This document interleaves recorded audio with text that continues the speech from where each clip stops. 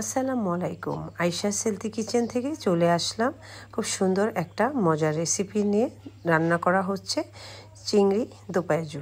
তো চিংড়িগুলো বেশ বড়।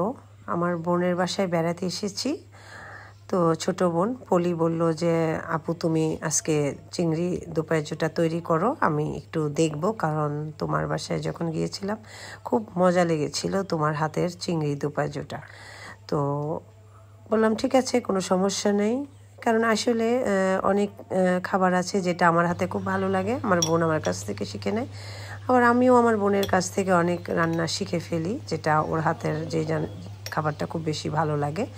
তো যে কথা সেই কাজ, তো আমি বসে গেলাম, আমাকে মাছগুলা রেডি করে দিয়েছে, আর আমি এদিকে মাছগুলাকে এখন শুরুতে আমি চিংড়ি যখন দো পেঁয়াজু করি তখন কিন্তু আমি মাছগুলাকে একটু হালকা তেলের মধ্যে আলতো ভেজে নিই। তো শুরুতেই লবণ এবং হলুদের গুঁড়ো মরিচের গুঁড়ো দিয়ে আমি চিংড়িগুলোকে খুব সুন্দর করে ভালো করে মাখিয়ে নিয়েছি। এরপর কড়াই তেল গরম হওয়ার পর এখানে আমি চিংড়িগুলোকে সবগুলো একসাথে দিয়ে দিয়েছি, হালকা করে ভেজে নিব। খুব বেশি সময় কিন্তু ভাজা যাবে না, চিংড়ি মাছ কিন্তু শক্ত হয়ে যাবে। এই জন্য 2-4 মিনিট আমি এটাকে একটু আলতো করে তেলের মধ্যে ভেজে নিচ্ছি। দেখুন অল্প আছে কিন্তু চিংড়িগুলোকে আমি উল্টে পাল্টে দিচ্ছি। যাই হোক, দেখি এখন আমার এটা কেমন হলো।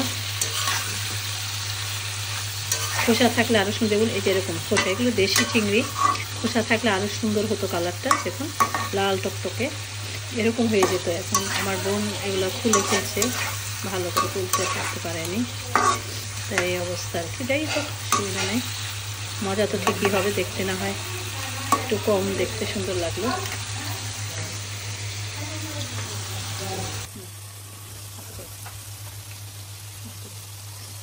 চিংড়িগুলো কিন্তু বেশ বড় ছিল, কাটাটা ঠিক মতো হয়নি, এখানে লেজেরটাকে ভেঙে ফেলেছে এবং মাথারও কিছু অংশ কেটে ফেলেছে, যার জন্য চিংড়িগুলো বেশ ছোট লাগছে। আসলে চিংড়িগুলো ভালো ছিল। আর এদিকে চিংড়িগুলো আমার হয়ে গিয়েছে প্রায় 4 মিনিটের মতো, আমি এগুলোকে একটু ভেজে নিয়েছি। এখন চিংড়িগুলো সবগুলোকে উঠিয়ে নিব একটা প্লেটে। তারপর এই যে তেলটুকু আছে এই তেলের মধ্যে আরেকটু তেল দিয়ে দিব। তেলটা গরম হয়ে যাবে, এখানে তেজপাতা দিয়ে দিলাম। এখন তেলটা গরম হয়ে গিয়েছে, ভাজা তেলের মধ্যেই কিন্তু করে ফেলবো। দিয়ে দিচ্ছি পেঁয়াজ কুচি। এখন পেঁয়াজটাকে একটু ভাজা ভাজা করে নেব। তুমি দেখো কীভাবে করতেছি, তুমি তো বারবার দৌড় দাও, তুমি কীভাবে শিখবো আমার কাছ থেকে। এই দেখো পেঁয়াজটাকে প্রথমে তেজপাতা দিয়ে নিয়েছি, বুঝছো? বুঝতে পারছো? পেঁয়াজটাকে এবার একটু ভাজা ভাজা করে নিবা, হতে থাকে।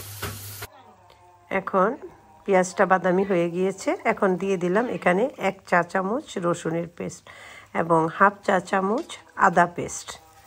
এবার আদা রসুনের পেস্টটাকে খুব ভালো করে পেঁয়াজের সাথে একটু ভেজে নিব।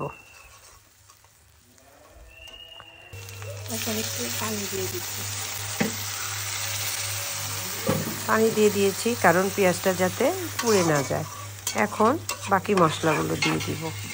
দিয়ে দিলাম হলুদের গুঁড়ো 1 চা চামচেরও কম। এরপর দিয়ে দিচ্ছি মরিচের গুঁড়ো 1 চা চামচ।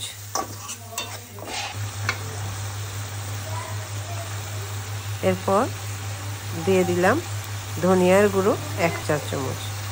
চিংড়ি মাছ দো পেঁয়াজু করতে আমি কোনো জিরা ইউজ করি না, কিন্তু রান্নার শেষে ধনিয়া পাতা অবশ্যই দিতে হবে। আর দিতে ভুলে গিয়েছি, একটু লবণ দিয়ে দিচ্ছি। হ্যাঁ, আর এখন চিংড়ির পাগুলোকে ভেজে নেওয়ার দরকার ছিল, তাতে আমি ভুলে গিয়েছি দিতে। দিয়ে দাও করি, এটা দিয়ে দাও, কষাই নিই চিংড়ির পাগুলোকে, ভেজে নিলে ভালো হয় বেশি, কিছু করার নাই তো।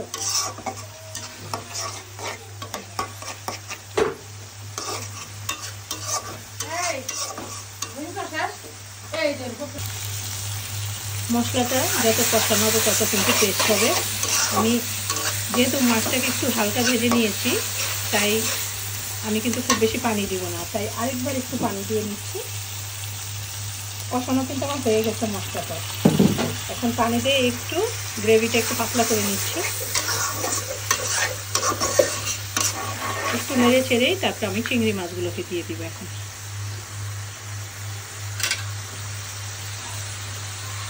এই যে দেখুন কি সুন্দর।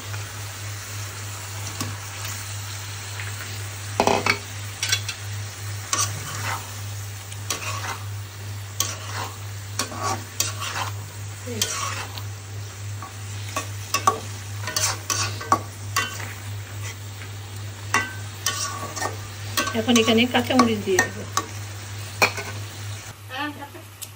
এখন কাঁচামরিচগুলোকে কয়েকটা কাঁচামরিচ এভাবে ফাটিয়ে দিচ্ছি, আর কিছু কাঁচামরিচ আমি আস্ত দিয়ে দিব। দরকার নাই, তোমার ধরাধরি দরকার নেই।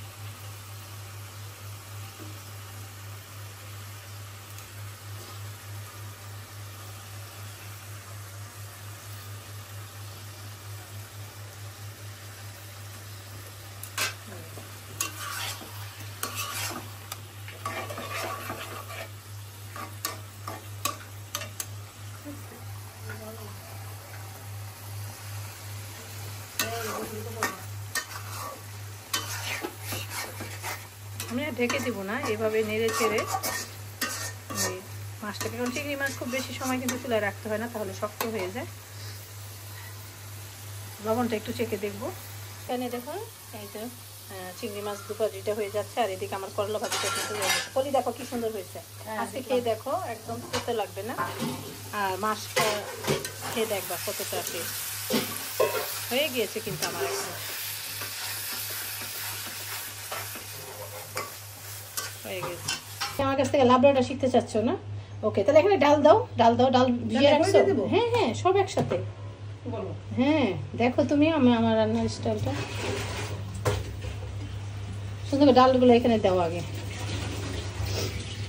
এখানে অনেক পদের সবজি আছে, পেঁপে, মিষ্টি কুমড়া, বরবটি, মিষ্টি আলু, ধুন্দুল, শ্রীচন্দন, তারপরে ঝিঙ্গা, আর কি যেন দিছে বলি, আরও কয়েকটা সবজি আছে। যাই হোক, বরবটি বলছি, অনেক সবজি আর কি। এখন ডালগুলো দিয়ে দাও, করতে ছিটিয়ে দিয়ে দাও। তো সবটু পানি সহ দাও না, অসুবিধা নেই।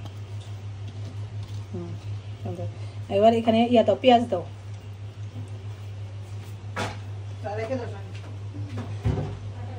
পেঁয়াজ কেটে ফ্রোজেন করো না, দাও, কিছু হবে না, অসুবিধা নেই, দাও।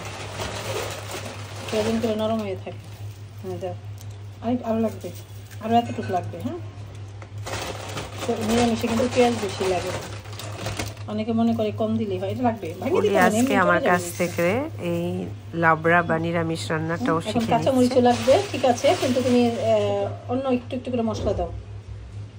এখন এখানে কাঁচামরিচ দিচ্ছ খালি করে? হ্যাঁ দাও, ভালো করে 3টা দাও, ভালো লাগবে। আর বাকি আস্ত পরে দাও, এখন দিও না, আস্তগুলো রেখে দাও, পরে দাও, যখন হাফ হবে না তখন পরে দিয়ে দিবা, আস্ত হয়েছে। এখন এখানে হলুদের গুঁড়া দাও, আদা বাটা, রসুন বাটা দাও, আদা রসুনের পেস্ট দিয়ে দাও।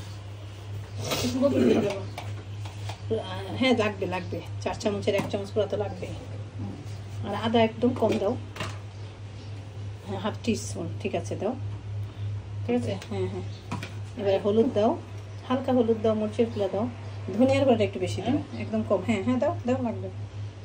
আর একটু মরিচের গুঁড়া দাও, ফ্লেভারের জন্য আর কি। হ্যাঁ দাও। এবার এখানে ইয়ে দাও, লবণ দাও না, ধনিয়ার গুঁড়া 2 চামচ দাও, 2 চা চামচ।